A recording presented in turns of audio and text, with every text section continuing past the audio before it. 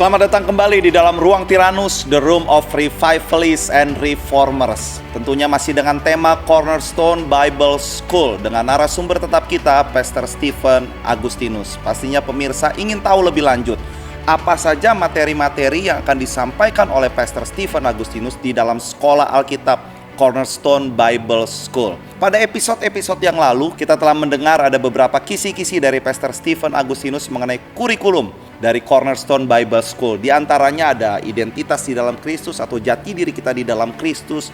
Ada bagaimana kita bisa beroperasi di dalam dimensi kedaulatan dan kuasa Tuhan. Ada juga mengenai ikatan janji dengan saudara seiman yang terus melangkah menggenapi rencana Tuhan sebagai satu tim yang solid. Lalu apalagi materi selanjutnya? Semua itu akan kita tanyakan kepada narasumber tetap kita, Pastor Stephen Agustinus.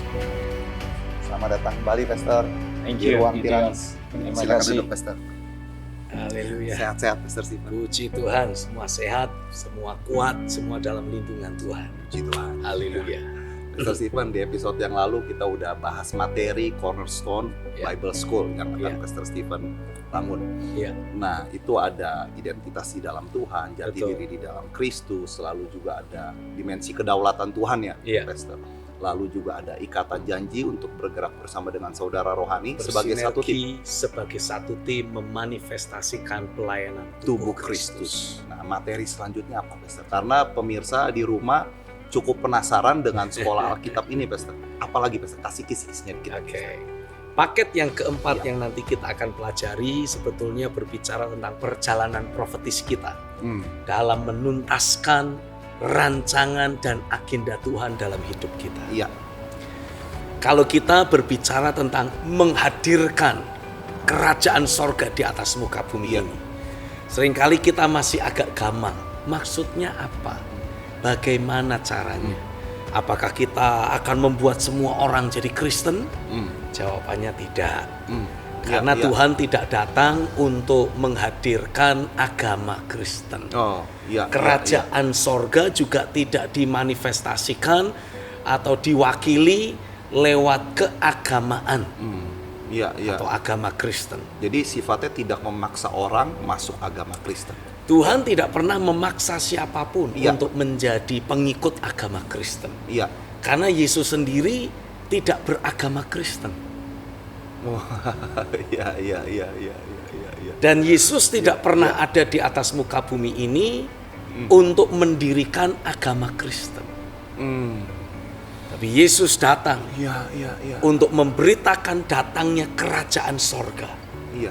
Di mana di situ ada kebenaran, damai sejahtera, dan sukacita oleh Roh Kudus yang akan menjadi karakteristik dan ciri utamanya. Wah, ini satu paradigma yang harus dibangun nih, Pastor, karena paradigma berpikir yang lama kan seolah-olah tuh Ya, agama Kristen gitu kan, Pastor. betul. Bahkan amanat agung pun selalu dikaitkan dengan membuat orang jadi Kristen.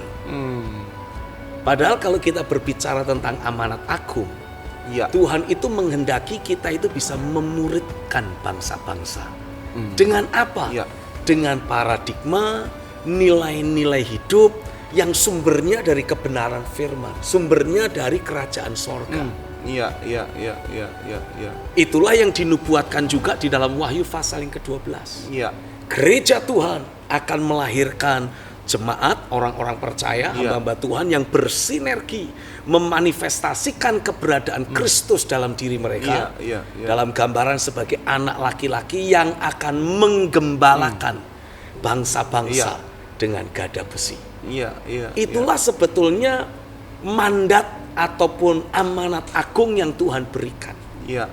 buat setiap kita, menggembalakan orang lain, mengajarkan pola hidup kerajaan dalam keberadaan orang-orang lain. Iya, iya, iya. Karena mayoritas semua orang di atas muka bumi ini sudah diajari oleh dosa untuk membangun sebuah gaya hidup, membangun sebuah paradigma, nilai-nilai kehidupan yang tujuannya apa? Hanya untuk menyenangkan diri sendiri. Tidak peduli dosa atau tidak di mata Tuhan, asal gua happy, itulah yang aku akan lakukan. Iya. Bahkan dianggap benar. Bahkan dianggap sebagai benar. Iya. Itu kan hak asasi saya. Iya. Ya kan? Dan selain itu, orang tanpa sadar terus diajar untuk berkompetisi dan saling menjegal satu sama lain. Iya. Karena sepertinya kalau misalkan saya pengen muncul, saya harus potong orang lain yang sudah di atas saya. Atau yang ada di level yang sama dengan saya. Takut jadi saingan. Iya. Sementara prinsip firman mengajarkan yang berbeda. Oh, iya. Ketika Tuhan membawa kita menjadi orang-orang percaya, Tuhan ingin kita memanifestasikan kehidupan yang benar. Iya. Nah, istilah hidup yang benar ini bukan berdasarkan opini orang sekitar kita. Iya. Tapi opininya adalah opini Tuhan yang dinyatakan lewat firman-Nya. Iya. Tuhan mau kita memanifestasikan kehidupan yang penuh damai sejahtera. Iya. Penuh dengan sukacita.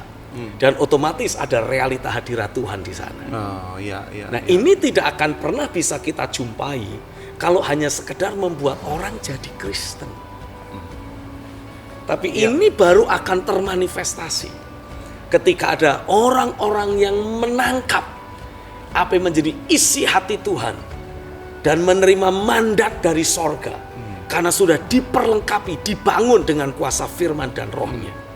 Sehingga ketika orang ini berjalan membawa mandat Tuhan untuk menghadirkan kerajaan sorga, dia pun akan bisa menerima arahan dan tuntunan Roh Kudus yang secara spesifik harus dia ikuti. Mana ladang yang Tuhan sudah persiapkan untuk aku garap. Nah, pengertian ladang atau ladang pelayanan ini tidak selalu merujuk kepada perkara-perkara rohani ataupun aktivitas pelayanan di dalam gereja, bukan. Justru Tuhan itu menghendaki gereja itu hanya dijadikan sebagai tempat pelatihan. Bukan ladang pelayanan itu sendiri. Di gereja Tuhan kita dilatih, kita dipersiapkan untuk apa? Keluar dari gedung gereja, menjadi garam dunia. Namanya saja garam dunia ya. Namanya saja garam dunia, terang dunia. Artinya apa? Ya harus ada di tengah-tengah dunia ini. Jadi ladang pelayanan kita itu bukan di dalam gereja, tapi di dalam dunia ini, di setiap aspek kehidupan yang ada, atau lebih tepatnya, atau istilahnya apa? Saya lebih merujuk kepada istilah di berbagai domain yang ada di atas muka bumi ini. Maksudnya domain itu ada politik gitu ya. Ada politik, ada ekonomi, dunia kesehatan, dunia pendidikan, orang sering menyebut dunia hiburan, orang sering menyebut dengan istilah 7 gunung. Nah, ini adalah 7 gunung yang harus kita taklukkan. Tapi kan tidak mungkin semua kita. Ada orang-orang tertentu yang mendapatkan arahan dari Tuhan, hidupnya dibangun sedemikian rupa untuk masuk ke misalkan apa? Gunung entertainment.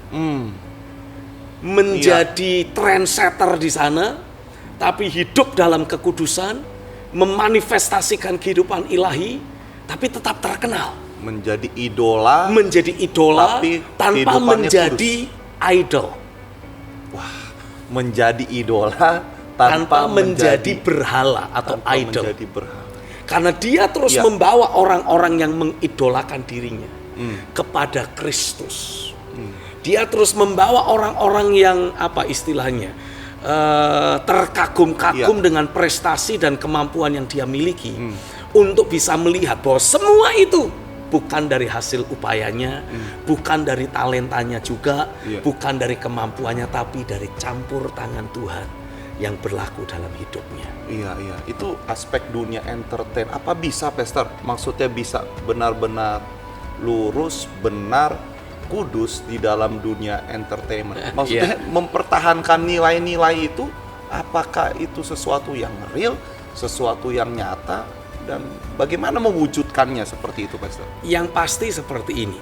Ketika kita berbicara tentang membawa dampak, membawa perubahan, menghadirkan realita kerajaan di berbagai domain. Jadi bukan cuma sekedar di domain entertainment doang. Ini juga ada di domain politik. Ya, ya. Yang kadangkala ada orang-orang tertentu naik ke kekuasaan dan kemudian memanipulasi kekuasaan yang ada untuk kepentingannya sendiri. Iya, iya, iya. Atau bahkan di dunia bisnis. Iya. Dengan berbagai macam interaksi dengan uang dan kadangkala dealing-dealing yang juga membawa kita harus nyerempet dosa. Nah, itu dia tuh Pastor. Gimana caranya? Mau tidak mau, kita harus kembali ke akar iman kita. Maksudnya, kan itu semua kan merupakan hasil analisa, hasil pertimbangan. Ini semua pernak-pernik yang tadi Gideon cerita, atau yang saya sebutkan, mulai dari masalah mengabuse, memanipulasi kekuasaan, melakukan korupsi, dan melakukan berbagai macam trik-trik jahat untuk bisa menggolkan tender bisnis. Ini semua kan merupakan hasil dari pengambilan keputusan seseorang yang kalau kita tarik ke belakang punya keterkaitan dengan pertimbangan, berkaitan erat dengan pemahaman, pemikiran, serta pasti nilai-nilai hidup yang dia miliki. Nah, jadi saya akan ajak untuk kita melihat ke dasar kita, fondasi kita.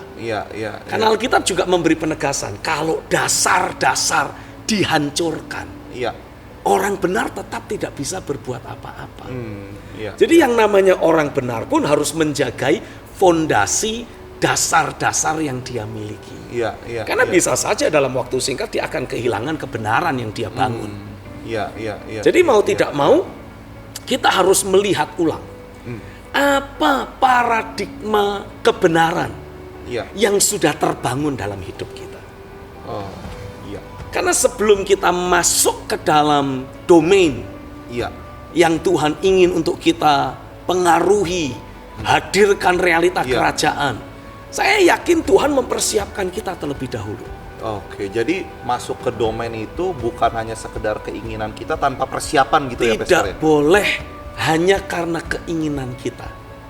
Tidak boleh hanya gara-gara saya melihat, wah tampang saya keren juga nih, masuk ke domain entertainment Atau mungkin ada orang lain bilang, wah mukaku jelek banget, cocok jadi antagonis di dunia entertainment. Kalau di dunia entertainment kan, kalau enggak yang cakep banget ya yang jelek banget itu yang laku kan gitu. Sisa yang lain figuran kan gitu. Nggak boleh karena kita yang kepengen. Itu harus betul-betul karena keinginan hati Tuhan yang ditaruh dalam hati kita. Itu sebabnya saya percaya lewat program pelajaran yang ada di Cornerstone Bible School ini, kita akan diajar betul-betul bagaimana meneliti hati kita. Ini hati kita ini kalau punya keinginan, ini keinginan yang dari Tuhan atau dari diri kita sendiri. Saya kok tergerak, pakai istilahnya kan seringkali seperti itu. Saya kok tergerak masuk ke domain pendidikan. Kenapa?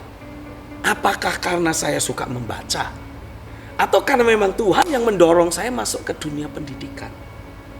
Itu harus ditelaah ulang ya, Itu harus betul-betul melalui masa perenungan dan membawa hati kita di dalam terang kebenaran Tuhan. Biarlah Roh Kudus menerangi hati kita. Dan biarlah kuasa firman memisahkan antara maksud hati dan pikiran-pikiran yang melintasi pikiran kita. Sehingga sebagai akibatnya kita bisa tahu dengan pasti, ini keinginan yang muncul dalam diriku, ini dari Tuhan atau bukan? Atau jangan-jangan dari ambisiku pribadi? Ini harus kita kenali. Itu harus benar-benar jelas gitu ya, Pastor. Karena kalau tidak kita kenali dengan jelas, kita melangkah masuk ke dalam satu domain tertentu karena kita lihat rombongan orang ke sana, atau karena kita yang kepengen, atau lebih konyol lagi karena kita anggap banyak duitnya di sana. Itu akan menjadi jerat buat kita. Keinginan hati yang tidak disalibkan itu akan menjadi jerat buat kita. Berapa banyak dari antara orang-orang Kristen yang saudara kenali, beberapa tahun yang lampau punya hati yang tulus, cinta Tuhan, Lalu kemudian beberapa tahun yang lampau itu juga orang itu berkata, wah rasanya aku didorong masuk ke dunia entertainment. Iya. Tapi dalam hitungan bulan, semua ketulusan, hati yang mencintai Tuhan, prinsip yang berpegang teguh pada kebenaran, satu persatu jadi rontok dan luntur sama sekali. Iya. Lalu sekarang kita melihat, bukannya dia membawa realita hadirat Tuhan masuk ke dalam domain itu, ternyata berbagai pencemaran dan kerusakan yang ada di domain itu sudah masuk dalam hidupnya. Iya. Niatnya menjadi saksi justru sekarang bisa jadi menjadi sandungan gitu kurang lebih. Justru menjadi sandungan. Niatnya ingin menyelamatkan. Iya. Ternyata dia jadi perlu diselamatkan. Perlu diselamatkan lagi gitu ya Pastor. Itu sebabnya ini kan sebetulnya kan mandat, tugas untuk kita masuk ke domain A, masuk ke domain B. Iya. Yang memberi mandat siapa? Tuhan. Jangan kita sendiri yang curi mandat orang lalu kita masuk ke sana. Iya, jadi penting kita mengetahui dan mendengar suara Tuhan dengan jelas ya Pastor ya. Betul. Dan Bisa. sebelum kita melangkah, kita harus pastikan ini yang namanya kemanusiawian, keduniawian, hal-hal yang lahiriah, hal-hal yang manusiawi harus betul-betul sudah mati dari hidup kita. Itu membedakannya gimana Pastor? Karena contohnya seperti ini, misalkan dari kecil, misalkan saya lah Pastor ya, contoh saja. Misalnya, wah sudah suka main bola nih Pastor. Ya. Rasanya punya bakat nih di olahraga sepak bola. Yeah. Lalu saya terpikir, saya mau masuk aja nih, misalnya klub bola karena saya pengen menguasai domain. Pemain profesional. Ya, di sepak bola itu belum lagi kan di luar negeri, wah gajinya kan cukup besar. Yeah. Nah itu semua bisa menjadi bahan pertimbangan saya dan saya bisa berkata, Tuhan berkata bahwa saya harus masuk ke domain itu karena memang semua skill kemampuan yang dibutuhkan saya sudah miliki. Iya. Apakah itu bisa dipertanggungjawabkan bahwa itu suara Tuhan, Pastor? Kalau bukan, gimana membedakannya, Pastor? Disinilah saya melihat ada banyak orang-orang yang punya potensi besar, dipakai Tuhan luar biasa. Iya. Tapi pada akhirnya bergelimpangan menjadi korban dari penguasa-penguasa angkasa yang menguasai domain A dan domain B. Itu sebabnya perlu buat kita membangun sebuah paradigma bahwa aku itu sudah mati. Jadi tidak ada lagi keinginan-keinginan manusiawi. Kamu sudah mati kok. Tapi aku hidup hanya buat Tuhan.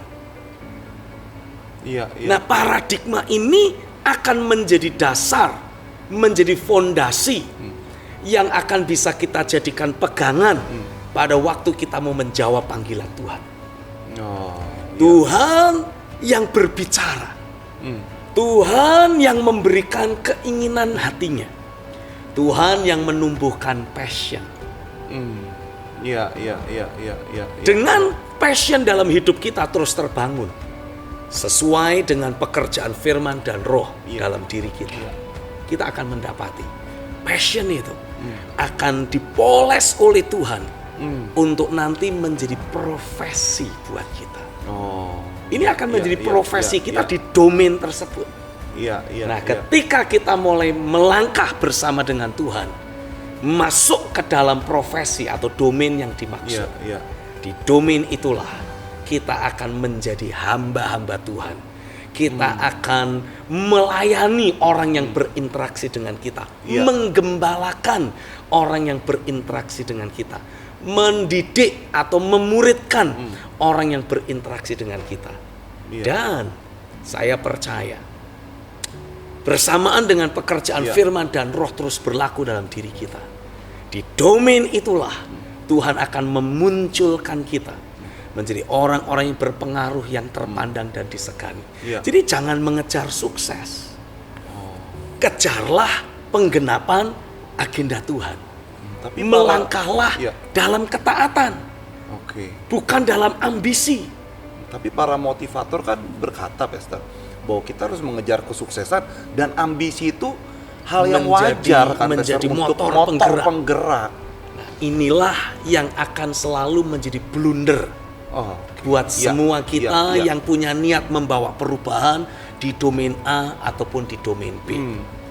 Karena semuanya dimulai dari hal yang manusiawi, tentu akan berakhir dalam kematian. Tapi kalau kita memulai dari roh, dan kita terus melangkah bersama dengan rohnya, saya yakin kita akan bisa akhiri dengan melihat kemuliaan Tuhan yang datang. Saya percaya Tuhan akan memunculkan kita. Amen. Ini istilah yang Tuhan berikan buat saya. Tuhan akan munculkan setiap kita menjadi city elders. Amen. Orang-orang yang dituakan di kota kita, di komunitas kita. Kenapa? Ya tangan Tuhan nyata atas kita. Dituakan walaupun masih muda, walaupun bisa tetap masih muda, ya, Pastor, menjadi teladan, menjadi pola, menjadi acuan, menjadi orang yang disegani. Dan bukan hanya itu, istilah yang lain yang Tuhan berikan adalah Tuhan akan munculkan kita menjadi domain pastor. Para gembala Tuhan di domain yang ada, menggembalakan orang-orang yang ada di domain itu. Tapi harus mati dulu ya, Pastor. Pertama-tama harus mengalami kematian daging. Karena tanpa kematian tidak akan ada kebangkitan. Caranya itu akan Pastor sampaikan di dalam kelas CBS ini ya, Di Pastor. dalam materi-materi pelajaran CBS ini, kita semua akan belajar bagaimana hidup di dalam penyalipan daging, bagaimana menemukan strategi dari Tuhan untuk melakukan penetrasi masuk ke domain A, masuk ke domain B. Dan bagaimana kita bisa tahu bahwa domain A itu adalah memang ladang yang Tuhan sudah berkati buat kita. Sehingga kita kalau masuk ke sana udah nggak perlu bergumul. Kita kayak ikan masuk air, langsung bisa berfungsi, langsung menghasilkan dampak. Dan kita akan menarik turun kedaulatan Tuhan, bermanifestasi, bekerja, membangun kehidupan dan pelayanan kita di domain tersebut. Dan tidak lagi berkompromi dengan kejahatan. Tidak akan perlu dan tidak akan boleh berkompromi dengan berbagai macam nilai-nilai hidup yang manusiawi dan yang duniawi. Saya tahu tidak semudah mengucapkannya. Tapi kalau kita bangun hidup kita sesuai dengan prinsip kebenaran, saya percaya tidak ada yang mustahil bagi Tuhan. Dan tidak ada yang mustahil bagi kita yang percaya. Dan bukan hanya itu, kita juga akan menikmati adanya damai sejahtera dan sukacita sementara kita mengerjakan panggilan Tuhan yang ada. Jadi ketika kita hendak menyelesaikan agenda Tuhan, kita itu nggak perlu harus berbeban berat, susah, stres gitu ya. Tuhan berkata, beban yang aku beri itu ringan. Kuk yang aku beri itu enak. Sehingga sebagai akibatnya kita akan bisa terus menikmati sukacita, damai sejahtera dari Tuhan. Dan sukacita Tuhan itulah kekuatanku. Amin. Kalau di Alkitab itu seperti Daniel ya, Pastor. Seperti Daniel, seperti Sadra, Mesa, Abednego, mereka berfungsi secara maksimal di dalam kerajaan Babel, di pusat pemerintahan Babel.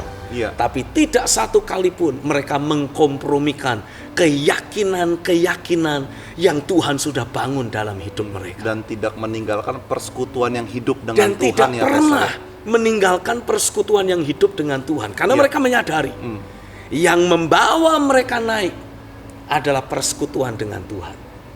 Yang bisa menjagai mereka tetap di atas hanyalah persekutuan dengan Tuhan. Yang membuat mereka terus berhasil mengerjakan domain yang Tuhan beri, ya hanya kalau mereka terus punya persekutuan dengan Tuhan. Haleluya, Pastor Stephen. Ini episode terakhir, Pastor. Dengan tema CBS ini, Cornerstone Bible School, di Ruang Tyrannus. Jadi kita akan akhiri episode ini, Pastor. Bolehkah Pastor Stephen berdoa untuk pemirsa? Mari kita satukan hati di dalam doa. Tuhan, terima kasih untuk apa yang kami dengar, apa yang kami terima sebagai informasi, apa yang kami akan pelajari kalau kami bergabung dalam Cornerstone Bible School. Aku berdoa biarlah ini semua memberikan hasrat rohani yang menyala-nyala, membuat setiap kami betul-betul memberi diri dipersiapkan, dibentuk, dibangun dengan firman dan tangan Tuhan sendiri. Sehingga kami akan betul-betul menjadi hamba-hamba Tuhan yang perkasa, yang Tuhan akan pakai merepresentasikan keberadaan Bapa dan menghadirkan realita kerajaan di atas muka bumi ini. Hari ini aku berdoa demi nama Yesus, biarlah sebagaimana Roh Kudus terus bekerja membangun kehidupanku, Roh juga akan bekerja dan membangun hidupmu. Apa yang Tuhan sudah singkapkan, apa yang Tuhan sudah bukakan sebagai materi-materi pelajaran di dalam Cornerstone Bible School, ketika Tuhan singkapkan itu semua dalam hidupku dan aku bagikan lewat materi-materi pelajaran di CBS yang ada, biarlah ini semua Tuhan pakai membangun kehidupan jemaat, membangun kehidupan setiap mereka yang rindu dipakai Tuhan untuk berfungsi menjadi representasi sorga di atas muka bumi ini. Demi nama Yesus, bawa kami berjalan bersama-sama, mengalami proses pembentukan bersama-sama. Bawa setiap kami untuk dibangun menjadi kemah Allah di atas muka bumi ini. Dan pakai kami, pakai semua saudara yang melihat tayangan ini untuk menjadi alat-alat dalam tangan Tuhan yang perkasa. Terjadilah di dalam nama Yesus. Aku bersyukur Tuhan memberikan anugerah dan kesempatan untuk ikut terlibat menanamkan investasi ilahi dalam kehidupan setiap pendengar, setiap pemirsa, ataupun mereka yang mengikuti program pelajaran Cornerstone Bible School.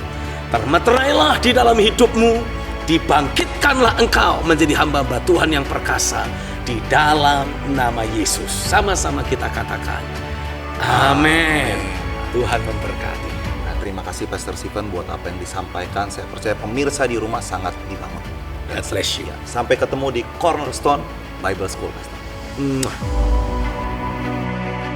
Pemirsa di rumah, saya ingin memberitahu bahwa Ruang Tiranus dengan tema Cornerstone Bible School sudah berakhir pada hari ini. Ini adalah episode terakhir kita dari tema Cornerstone Bible School. Nah, bagi saudara yang terus penasaran apa itu Cornerstone Bible School dan ingin mengetahui info lebih lanjut, saya mengajak pemirsa di rumah untuk bisa menghubungi nomor di bawah ini. Dan kabar baiknya, Cornerstone Bible School akan di-launching atau dimulai awal tahun 2021, tepatnya pada awal Februari.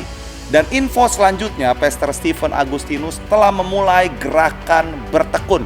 Apa itu gerakan bertekun? Gerakan bertekun adalah pembelajaran firman bersama dengan Pastor Stephen Agustinus secara langsung melalui aplikasi Zoom yang ada. Menariknya, di sana saudara bisa bertanya secara langsung juga pertanyaan-pertanyaan seputar kebenaran firman Tuhan. Jadi jangan tunggu lama-lama lagi, segera bergabung di dalam gerakan bertekun. Bagaimana caranya? Saudara bisa menghubungi kembali nomor di bawah ini. Tanyakan lebih lanjut informasi mengenai gerakan bertekun. Saya percaya di dalam gerakan bertekun tersebut, saudara akan dibangun seturut dengan prinsip-prinsip kebenaran firman Tuhan. Baik pemirsa, bersama saya Gideon, sampai jumpa kembali di dalam Ruang Tiranus, tentunya dengan tema-tema yang sangat menarik. Jadi terus nantikan Ruang Tiranus, The Room of Revivalists and Reformers.